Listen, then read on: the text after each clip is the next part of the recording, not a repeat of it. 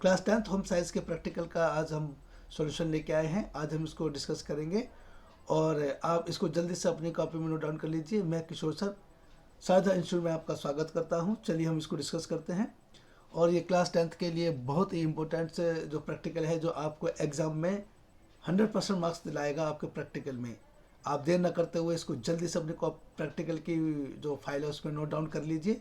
चलिए, पहला जो हमारा प्रयोगात्मक कार्य है वो है हमारा खाना बनाना। तो हम खाना किस तरीके से बनाते हैं आज इसको हम डिस्कस करते हैं। तो सबसे पहला पॉइंट है जो हमारा लक्ष्य है, आपको फाइल कैसे बनानी है, किस तरीके से फाइल क्रिएट करनी है, आज इसको हम डिस्कस करेंगे। तो मेरे सभी स्टूडेंट से रिक्वेस्ट है कि आप जल्दी से अपनी प्रैक्टिकल की फाइल में इसको नोट डाउन कर लें।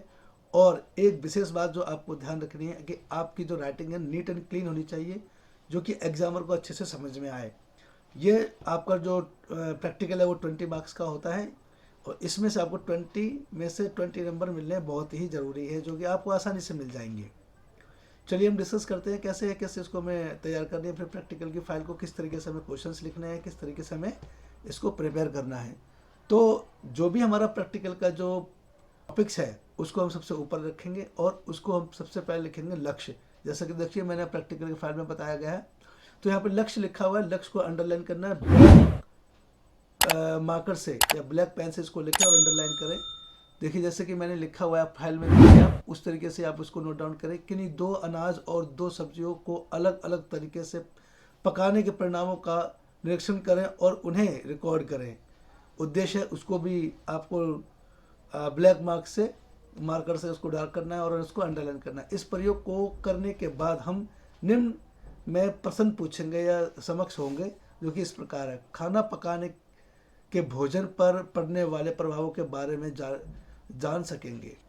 चलिए हम डिस्कस करते हैं। खाना पकाने के विभिन्न तरीकों सीखें और उन तरीकों को पहचान करें जो पोषक तत्वों को हानि को कम कर सकते हैं। तो आवश्यक सामग्री क्या है? अगर हम कोई जो खाना पकाते हैं, कोई हम सामग्री, तो उसके लिए हमें काफ़ी सामग्री चाहिए होती है। तो इस प्रकार हम उसकी सामग्री की आवश्यकता होती है। तो वह सामग्री इस प्रकार है।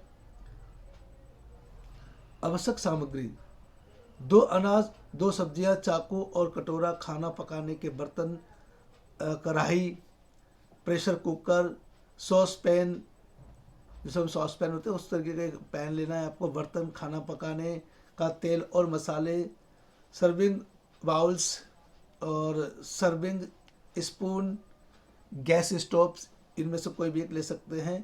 तो इस तरीके के सामान हमें एलपीजी जो सिलेंडर है जो चाहिए और चयनित व्यंजनों के लिए सामग्री चाहिए। प्रक्रिया किस तरीके से रहेगी देखिए। तो मेरे जितने भी स्टूडेंट्स हैं, आप विशेष ध्यान रखें कि आपकी जो राइटिंग है नीट एंड क्लीन हो और ऐसी राइटिंग हो कि जो एग्जामर जो चेकर है उसको समझ में आ सके। तो इस तरीके से आपको ये प्रैक्टिकल की फाइल बनानी है। जल्दी से जल्दी अपने प्रैक्टिकल को फाइल को नोट डाउन कर लीजिए, क्योंकि मार्च में ही आपके इसके प्रैक्टिकल के एग्ज़ाम होने हैं। तो मैं जल्दी ही बाकी आपकी प्रैक्टिकल की फाइलें नोट डाउन कर दूंगा। तो आप इसको भी अपनी रजिस्टर में नहीं करना है, इसको प्रैक्टिकल के फाइल में इसको नोट डाउन कर लें। चलिए आगे देखते हैं हम लोग प्रक्रिया किस तरीके से हम इसको तैयार करेंगे। देखिए नंबर 1 पर हमें 2 अनाज 2 सब्जियां चुनें। कोई भी आप 2 अनाज या 2 सब्जियां चुन सकते हैं। नंबर 2 पर इन खाद्य पदार्थों के लिए व्यंजनों की पहचान करें जिनमें खाना पकाने की विभिन्न तरीके, जैसे नर्म गर्मी या सूखी गर्मी और तलने से खाना बनाना शामिल हो सकता है। इन विधियों के अनुसार पकाए गए भोजन के नमूने लें और उनके रंग, बनावट और स्वाद के होने वाले परिवर्तनों को ध्यान से देखें और दी गई तालिका में टिप्पणियों पर ध्यान दें। अवलोकन तालिका: खाद्य पदार्थ जो हमारा चावल पकाने की विधि क्या होती है? उबालना, सूक्ष्म या तलना। पकाने से पूर्व उसके जो चावल थे किस तरीके सफ़ेद सफ़ेद दिखते थे और पकाने के बाद सफ़ेद सफ़ेद दिखते थे। तो इस तरीके से ये सारी संरचना हमें टेबल में दी गई है और ये आपको टेबल बनानी है। संरचना है, स्वाद है, तो खाना पकाने से पहले उसका रंग किस टाइप का होता है, संरचना क्या है, तो इस तरीके से हमें इसको देना है। जैसे मसूर की दाल है, तो मसूर की दाल को हम पकाते हैं तो उबालना, सूक्ष्म या तलना। तो किस तरीके से इसको हमें, जब हम उसमें प्रक्रियाएं देखते हैं, परिवर्तन देखते हैं, तो उसको हमें टेबल के अकॉर्डिंग उसको मैनेज करना होता है। खाद्य पदार्थ जैसे वो फिर आ गया है, सब्जियां, मटर है और फूल गोभी है। तो पकाने की विधि क्या है, रंग, संरचना, स्वाद किस तरीके से है, तो इस तरीके से हमें ये टेबल तैयार करनी है। ये इसकी कुछ सावधानियां हैं जो हमें बरतनी बहुत ज़रूरी है। सावधानियां हैं, अनाज और सब्जी को अच्छी तरह से धो लें, क्योंकि आजकल क्या आप देख रहे हैं कि जब किसान भाई जो हमारे हैं वो खेतों में इनको कीटों से बचाने के लिए अनेक प्रकार की कीटनाशक दवाइयों का यूज़ करते हैं जो काफ़ी पॉइजेंट होती हैं, जहरीली होती है, तो उसको अच्छे से धो लें ताकि उनके दवाइयों का जो केमिकल का जो असर है उससे कम हो सके। नंबर 2 पे सब्जियों को काटने के बाद ना धोएं, विटामिन से वो कम हो जाते हैं। सब्जियों को छोटे टुकड़ों में ना काटें, सब्जियों को ज़्यादा बड़ा बड़ा रखें। खाना को अधिक ना पकाएं, जो भोजन है आपको उसको अधिक ना पकाएं, क्योंकि अधिक पकाने से क्या है उसके जो पोषक तत्व हैं वो नष्ट हो जाते हैं, किसी यूज के काम नहीं रहता है। खाना पकाने के लिए पर्याप्त पानी, तेल, गर्मी का प्रयोग करें। निष्कर्ष, खाना पकाने से भोजन के रूप, स्वाद और खाने की सुधार होता है और यह स्वादिष्ट बनता है। मूल्यांकन के लिए मापदंड, खाद्य पदार्थ को जब नर्म गर्मी में पकाया जाता है तो उनका रंग और आकार यथासंभव संरक्षित होना चाहिए। खाद्य पदार्थों को जब सूखी गर्मी में पकाया जाता है तो उसमें नमी और कुरकुरेपन की सही मात्रा होनी चाहिए। तली हुई चीज़ें कुरकुरी, सुनहरी, भूरी और चिकनाई रहित होनी चाहिए। ये हमारा प्रयोग फर्स्ट था जिसमें सब बताया गया कि खाने कि हम लोग सब्जी को किस तरीके से पकाएं, किस तरीके से हम उसका यूटिलाइजेशन करें। प्रयोग नंबर 2 देखते हैं। इसका जो टॉपिक है या जो उसका टाइटल है वो हमारा है रेशे। लक्ष्य, दृश्य निरीक्षण के माध्यम से कपड़ों की पहचान करना। बुने हुए कपड़े या बुना हुआ रेशा।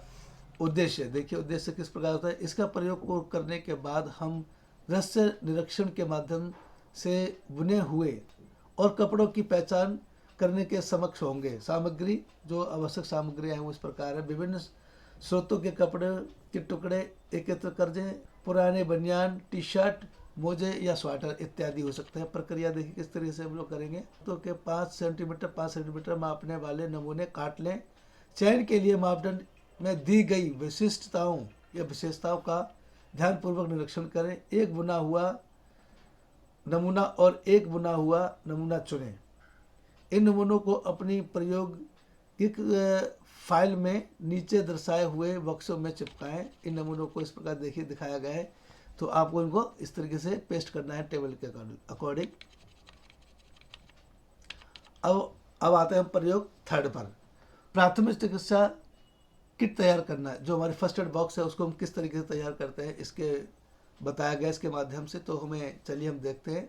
लक्ष्य है प्राथमिक चिकित्सा किट कैसे तैयार करें। उद्देश्य, इस प्रयोग को करने के बाद आप निम्न में समक्ष होंगे। नंबर 1, घर पर आपात स्थिति में निपटने के लिए या आपात स्थिति के निपटने के लिए आवश्यक प्राथमिक चिकित्सा वस्तुओं की सूची बनाएं। आवश्यक सामग्री प्राप्त करने के लिए स्रोतों की पहचान करना। प्राथमिक चिकित्सा किट इकट्ठा करें और उन बिंदुओं की सूची बनाएं जो प्राथमिक चिकित्सा बॉक्स की दक्षता में वृद्धि करेंगे।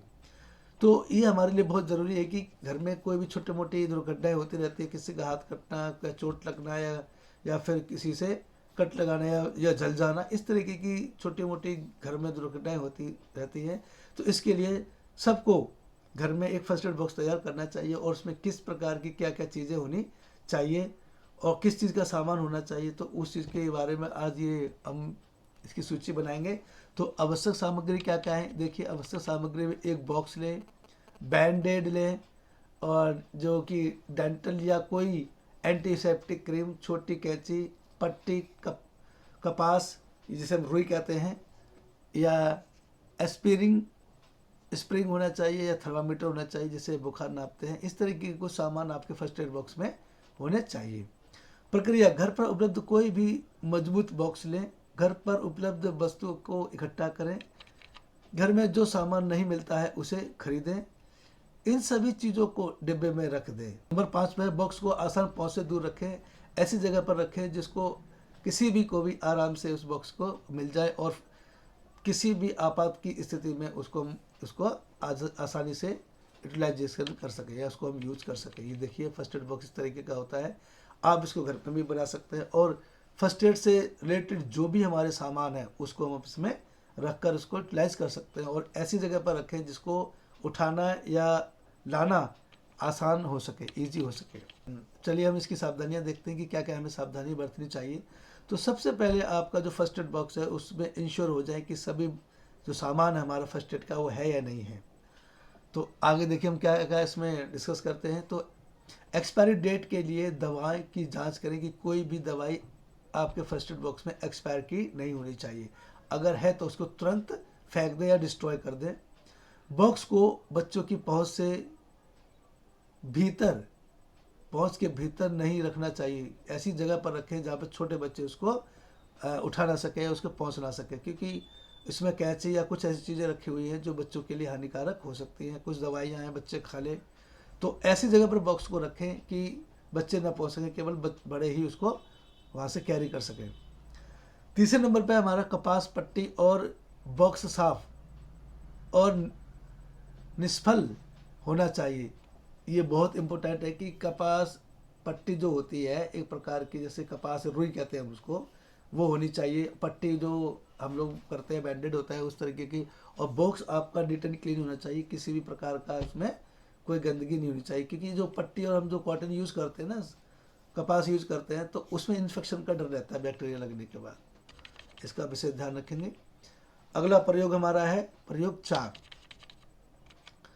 अब इसको हम डिस्कस करते हैं। अपने परिवार की साप्ताहिक व्यय योजना का रिकॉर्ड करना और उनका अध्ययन करना, कि आपके परिवार में हर हफ्ते में कितना खर्चा होता है, किस वस्तु पर कितना खर्चा होता है, इसका रिकॉर्ड हम इसके माध्यम से रखेंगे। इस पर उद्देश्य है इसका, इस प्रयोग को करने के बाद आप व्यय योजना को लिखने का कौशल विकसित करना, फिजूल खर्ची से बचने के लिए प्रति संवेदनशील विकसित करना और आपात स्थिति के मामले खर्च करने की योजना में संशोधन का सुझाव दें।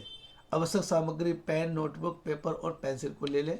प्रक्रिया नंबर 1, व्यय योजना बनाने के लिए निम्नलिखित शीर्षों का प्रयोग करें। नंबर 2, प्रत्येक शीर्ष के अंतर्गत प्रतिदिन किए गए व्यय को दर्ज करें।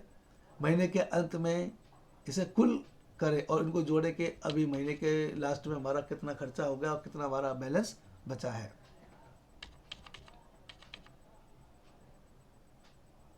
ये देखिए, ये बताया गया है कि किस तरीके से हम लोग उसको खर्च करते हैं और क्या क्या खरीदते हैं। देखिए, मुख्य खाद्य पदार्थ जो हम लिए, राजमा, चावल, मिर्ची, धनिया, तेल, गरम मसाले, जीरा इत्यादि, ये हमने महीने के जो खर्च में हमने जो खर्च किया है, तेल किया है, तो फिर मुख्य सामग्री है, भोजन समूह है और सुझाए गए खाद्य पदार्थ है। तो इस तरीके के जो हमारे दैनिक खर्चे होते हैं तो उसको हम लोग ऐसे इसमें मेंशन कर सकते हैं।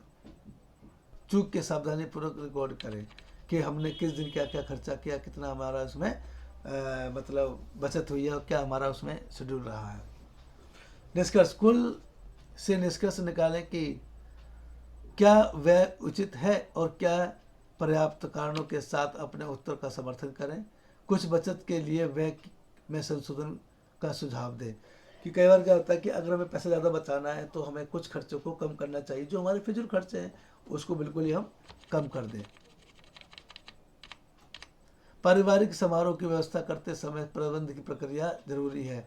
चरणों को रिकॉर्ड करना। उद्देश्य है कि इस प्रयोग को करने के बाद आप निम्न में से समक्ष होंगे। एक, पारिवारिक समारोह की व्यवस्था में शामिल कदमों की पहचान करना। पारिवारिक संसाधनों का प्रयोग करते हुए पारिवारिक या परिवार के कार्यों को व्यवस्थित रूप से व्यवस्थित करना और समारोह की सफलता विफलता का आकलन करना। आवश्यक सामग्री कलम और कागज लें और उसको इसके आप उस पर नोट डाउन करें। प्रक्रिया क्या है, बहुत पहले ही समारोह की योजना बनाना शुरू कर दें। एक नोटबुक में 2 नियम वितरण दर्ज करें। योजना के वितरण को नोट करने के लिए निम्न तालिका का प्रयोग करें। यदि कोई हो तो कर्तव्यों को सौंपने के लिए इस तालिका का प्रयोग कर सकते हैं। लक्ष्य, इस फंक्शन का लक्ष्य लिखिए कि इस फंक्शन में क्या लक्ष्य रहेगा, किस तरीके के हम उसको हमें क्या कार्य करने चाहिए। सावधानियां, अपने लक्ष्य को स्पष्ट रूप से जाने कि हमारा आखिर लक्ष्य है क्या, हमारा मोटिव क्या है, हमें क्या करना है, तो उसको स्पष्ट रखें। और कई लोगों से इसको डिस्कस करें उसके बारे में, और बड़े बुजुर्गों से अपनी सलाह जरूर लें। प्रत्येक चरण की सावधानी पूर्वक योजना बनाएं। कोई भी हम कार्य करते हैं तो सबसे पहले हम उसकी योजना बनाते हैं, तो आपको भी वही ध्यान रखना है कि हम कोई भी कार्य करें तो उसकी योजना को पहले तैयार कर लें कि किस तरीके से हमें ये कार्य करना चाहिए जिससे हमें सफलता के अधिक से अधिक चांस हमारे रहे। योजना का सख्ती से पालन करें, कोई ढील या कोई लापरवाही ना बरतें। प्रयोग नंबर 6, लक्ष्य सुरक्षा तैयार के लिए घरकों का सर्वेक्षण करना और सुरक्षा के बारे में सुझाव देना। फर्श के पास पलंग, पाइंट और फिनाइल कीटनाशकों दवाइयों के भंडारण की जगह छत पर पैरापेट का बॉर्डर, सीढ़ी पर रेलिंग इत्यादि। इस तरीके की कुछ घरों को सजाने के लिए व्हाइट वॉश, इस तरीके की हमें जरूरत पड़ती है। उद्देश्य, इस प्रयोग को करने के बाद हम अपने घर की सुरक्षा खतरों का आकलन करें, अपने घर में दवाओं और जहरीली पदार्थों की सुरक्षा भंडारित के स्थान पर पहुंचाने या पहचान करें, तथा रेलिंग, छत और पैरापेट और बाथरूम और रसोई के फर्श के लिए सुरक्षा उपायों का सुझाव दें। आवश्यक सामग्री पेन पेपर लें और इसको इस तरीके से टेबल में लिख लीजिए, जैसे कि बताया क्रम संख्या, लॉक के नियम, लॉक के प्रकार, गंध, अवशेष, पहचाना गया रेशा इत्यादि। इस तरीके से हम टेबल तैयार करेंगे और उसको टेबल में सभी को साफ और सुंदर राइटिंग में उसको लिख देंगे। ये सावधानियां बरती गई हैं। कुछ सावधानियां होती हैं जो कि बहुत खतरनाक हैं और इनको बच्चों की पहुंच से दूर रखना चाहिए हमेशा। चलिए नेक्स्ट हम प्रयोग करते हैं अपना। हमारा नेक्स्ट प्रयोग है हमारा 7। तो इस सभी को हमें अच्छे से इसको करना है। लक्ष्य, दिए गए मेनू में खाने वाली वस्तुओं की निरीक्षण करना, प्रत्येक वस्तु और उपयुक्त खाद्य समूह में वर्गीकृत करना, सुझाव देने के लिए खाद्य समूह में शामिल की जाने वाली वस्तुओं को भोजन में शामिल नहीं किया जाना चाहिए। उद्देश्य क्या है देखिए, इस प्रयोग को करने के बाद हम निम्न में सक्षम होंगे। मेनू में उल्लिखित पदों में उपयोग की जाने वाली मुख्य सामग्री की सूची बनाएं। इन मदों को विभिन्न खाद्य समूह में वर्गीकृत करें। निर्धारित करें कि खाया गया भोजन संतुलित था या नहीं, और यदि भोजन संतुलित नहीं है तो वस्तुओं को शामिल करने का सुझाव दें कि हमें कौन सी वस्तु को शामिल करना चाहिए जिससे हमें अधिक से अधिक उसमें संतुलित आहार मिले और पोषक तत्व मिले। आवश्यक सामग्री पेन, पेपर, स्केल और दिया गया मेनू, ये हमारे पास जरूर होना चाहिए ताकि हम उसको अच्छे से तैयार कर सकें। पालन करने की प्रक्रिया नंबर 1, दिए गए मेनू को ध्यानपूर्वक अध्ययन करें। मेनू में शामिल वस्तुओं को बनाने के लिए प्रयोग की जाने वाली मुख्य सामग्री की सूची बनाएं। प्रत्येक वस्तु को एक उपयुक्त खाद्य समूह में वर्गीकृत करें। दोपहर के भोजन में शामिल नहीं किए गए खाद्य समूह की पहचान करें कि दोपहर के खाने में कौन कौन से खाद्य जो समूह को हमने शामिल नहीं किए गए हैं। ऐसे खाद्य पदार्थों का सुझाव दें छूटे हुए खाद्य समूह में शामिल किया जा सकता है ताकि भोजन संतुलित हो। जो हमारे गलती से हमसे छूट गया खाद्य पदार्थ वो हम दोबारा से उसमें शामिल करें और हमें पूर्ण संतुलित आहार प्राप्त हो सके। देखिए जैसा कि टेबल में दिखाया गया है कि पकाने की विधि क्या है, रंग, संरचना और स्वाद क्या है, तो उसको हर तरीके से उसको मैनेज किया गया है और आप एज इट इज ऐसे ही लिखे हैं। सब्जी हमारी है मटर, फूल गोभी इत्यादि, तो इसको हम कैसे पकाएंगे, क्या क्या इसमें विधि रहेगी, तो उसको अब टेबल में जैसा दिया गया है उसको वैसे ही अपनी फाइल और प्रैक्टिकल की फाइल में बनाएं और उसको तैयार करें।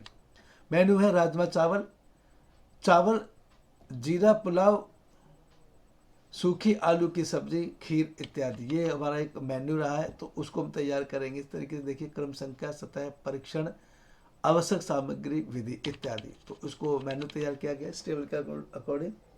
तो आप इसको एज इट ऐसे ही कॉपी में या फाइल में नोट डाउन करें, प्रैक्टिकल की जो फाइल है सावधानियां बरतनी चाहिए। हमें कुछ सावधानियां बताई गई यहाँ पे। मेनू का ध्यानपूर्वक अध्ययन करें। खाद्य पदार्थ तैयार करने के लिए प्रयोग की जाने वाली प्रत्येक सामग्री का रिकॉर्ड रखें। किसी भी फूड ग्रुप को मिस ना करें। निष्कर्ष है और सुधार के लिए सुझाव। भोजन में सभी खाद्य समूह शामिल नहीं है। ये एक सुझाव है हमारे लिए कि अगर हम जब भोजन करें तो उसमें सभी प्रकार के पोषक तत्वों का होना बहुत ही ज़रूरी है।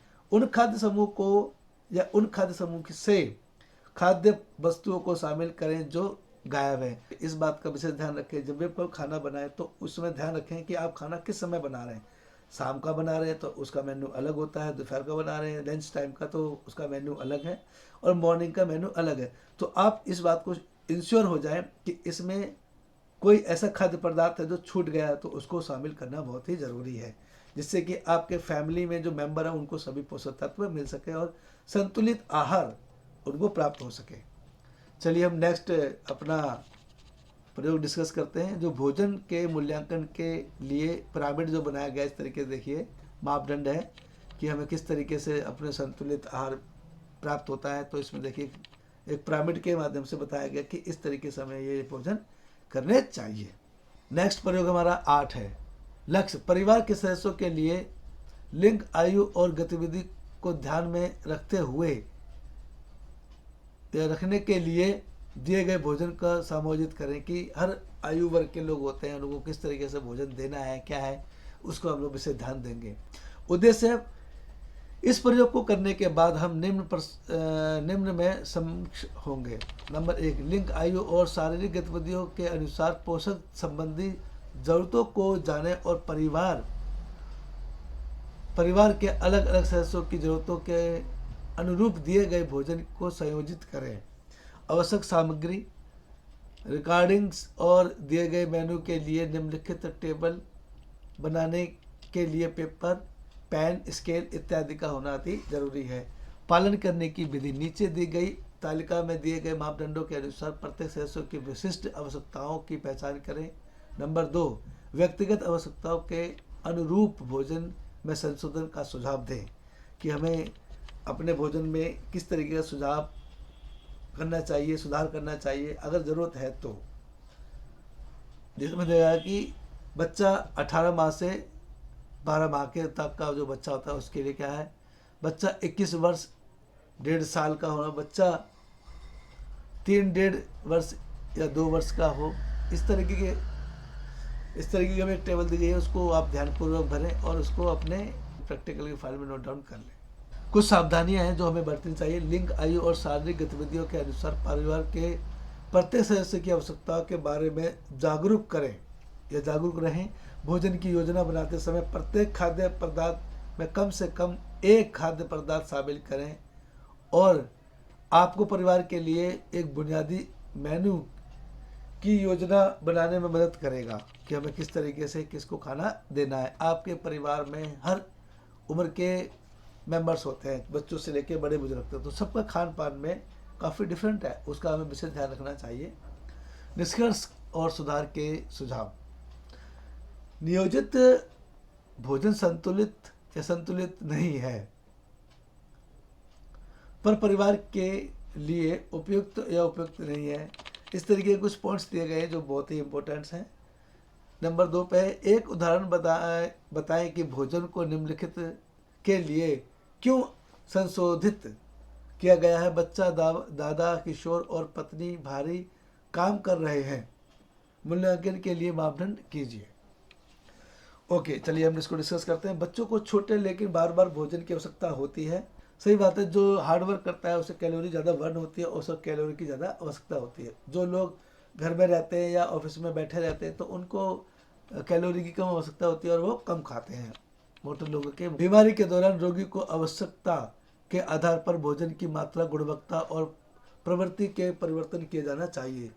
एक जो आम व्यक्ति है उसके खाने में और एक जो बीमार व्यक्ति उसके खाने में काफ़ी अंतर होता है। तो आपका विशेष ध्यान रखें इस चीज़ का कि व्यक्ति को बीमारी के समय हल्का खाना दें, ज़्यादा हार्ड या ऑयली या स्पाइसी ना दें। प्रयोग 9 को हम देखते हैं। लक्ष्य। कागज़ की पट्टियों का प्रयोग करके ग्राफिक चित्र या पादे बनाएं। मेनू बनाना। उद्देश्य, इस प्रयोग को करने के बाद हम सादे बुनाई द्वारा निर्मित कपड़े का एक नमूना बनाने के समक्ष होंगे। सामग्री है कागज, कलम, पेंसिल, कैंची और स्केल। प्रक्रिया, आकृति 3 में को ध्यान से देखें। इस बॉक्स 1 में पेंसिल और स्केल से बनाए। नंबर 4, स्ट्रिप्स की लंबाई बॉक्स के आयतनों से छोटी लंबी होनी चाहिए। नंबर 5 पे इन्हें चित्र 2 में दिखाए अनुसार चटाई की तरह बुने। नंबर 6 पे है इस नमूने को बॉक्स में चिपका दें। देखिए जैसे कि चित्र में दिखाया गया है कि आपको इस तरीके से उसको एक पट्टी को उठाना है, एक को दबाना है, एक को उठाना है और एक को दबाना है। तो इस तरीके से उसको अरेंज करेंगे। तालिका, देखिए तालिका में दिखाया गया कागज की नाव और 2 से 10 वर्ष के बच्चे के, इस तरीके से एक तालिका को आपको तैयार करना है और जो कि आपके लिए बहुत ही ज़रूरी है। सावधानियाँ, कुछ सावधानियाँ बरतनी है जो कि हमें इसमें बताया गया, तो उसको आप ध्यान से पढ़ें और उसको बिल्कुल ऐसे ही प्रयोग को बनाएं। यह फाइल आपको जल्दी से तैयार कर लेनी है, तो आप जल्दी से बनाइए। अब देखिए हम लोग अगला प्रयोग करते हैं। प्रयोग नंबर हमारा है 10। लक्ष्य है सूती दुपट्टे, साड़ी, शर्ट को धोने और ख़त्म करने के लिए। नंबर ख, ऊनी शॉल या फिर कार्डिगन को धोना और सख्त करना। नंबर ग, रेशम के टुकड़े, ब्लाउज, दुपट्टे को धोने और ख़त्म करने के लिए। उद्देश्य, इस प्रयोग को करने के बाद हम निम्न के उद्देश्य या समक्ष होंगे। विभिन्न कपड़ों को धोने के लिए उपयुक्त तकनीकों और सफाई एजेंटों का चयन करें। इसका लक्ष्य है सूती दुपट्टे, साड़ी, शर्ट धोने के कपड़े और ख़त्म करने के लिए। नंबर ख, ऊनी शॉल, कार्डिगन को धोना और ख़त्म करना। नंबर ग, रेशम के दुपट्टे, ब्लाउज या दुपट्टे को धोने और ख़त्म करने के लिए। उद्देश्य, इस प्रयोग को करने के बाद हम निम्न के सक्षम होंगे। विभिन्न कपड़ों को धोने के लिए उपयुक्त तकनीकों या तरीकों और सफाई एजेंटों का चयन करें और कपड़ों को ठीक से ख़त्म करें। हमें उससे, जैसे पुराने कपड़े हो जाते हैं उसको हम डिस्ट्रॉय कैसे करें, या हमें इसको किस तरीके से दूसरे कामों में भी हम यूटिलाइज कर सकते हैं, तो उसको पूरी तरह से कैसे डिस्ट्रॉय करें। जो कपड़े हमारे एक्सपायर हो गए हैं या गलने लग जाते हैं कुछ दिनों बाद ज़्यादा धुलने से, तो इसकी सामग्री देखो। डिटर्जेंट या साबुन, नरम ब्रश, बाल्टी, मैदा, स्टार्च और रेडीमेड स्टार्च, लोहा इत्यादि का हमें ये आवश्यक सामग्री है। इसको हम किस तरीके से करेंगे, देखिए प्रक्रिया। डिटर्जेंट के घोल में कुछ देर तक के लिए भिगो दें, 10 से 15 मिनट तक उसको भिगो दें। नंबर 2 पर धोने के लिए रगड़ने की विधि का प्रयोग करें। जैसे कि हम हाथ से या ब्रश से उसको रगड़ते हैं तो अच्छे से उसको रगड़ लें। अगर कोई दाग ज़्यादा ही हार्ड है तो उसको ज़्यादा रगड़ना पड़ता है, तो उसमें हम कास्टिक सोडा या बेकिंग सोडा नींबू के साथ उसको लगाएंगे तो दाग वो छूट जाएगा। नंबर 3 पर बहुत गंदे क्षेत्र के लिए मुलायम वॉशिंग ब्रश का प्रयोग करें। नंबर 4, धोने के बाद कपड़ों को साफ पानी में अच्छी तरह से धो ले ताकि साबुन पूरी तरह से निकल जाए। 5वां, पानी के एक बेसिंग्स में स्टार्च का पेस्ट डालें और अच्छी तरह से मिलाएं। पॉइंट नंबर 6, गीले कपड़े को स्टार्च के घोल में डुबोएं और निचोड़ें कर धूप में सुखाने के लिए लटका दें। नंबर 7 पे है, सूखने के दौरान सुनिश्चित कर ले कि परिधान आकार में रहता है। नंबर 8, सूखे दुपट्टे, साड़ी के सेल्वेज को सीधा करें या सीधा कर कर रखें। इसे अपनी लंबाई के अनुसार और फिर चौड़ाई के अनुसार मोड़ें। इसका विशेष ध्यान रखेंगे। कपड़े को इस्त्री करने के लिए थोड़ा सा गीला करें। सावधानियाँ, कुछ समय सावधानियाँ बरतनी चाहिए। इसकी प्रक्रिया देख लेते हैं। 1 बाल्टी का रीठा का घोल लें और उसमें पानी मिलाएं, अच्छी तरह से मिला दें। कपड़े का घोल में भिगोएं और नंबर 3 पे कपड़े के नरम या फिर जो गुर्दने और निचोड़ने के विधि को लें। नंबर 4 पे इसे साफ ठंडे पानी से कुछ बार तक धोएं और जब तक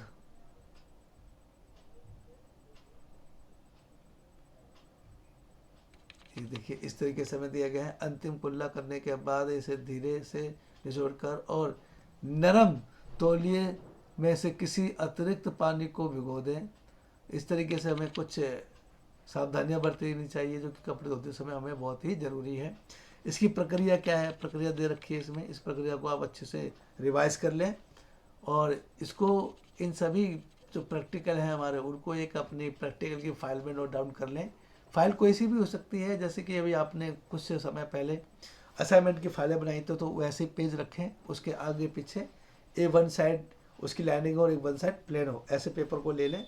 या एक प्रैक्टिकल की फाइल मेरे सभी जो स्टूडेंट्स और व्यूवर्स हैं तो उनसे रिक्वेस्ट है कि आप इस चैनल को लाइक सब्सक्राइब और शेयर करें और बेल आइकन पर क्लिक करना ना भूलें अगर आप इस चैनल से जुड़े हुए हैं तो।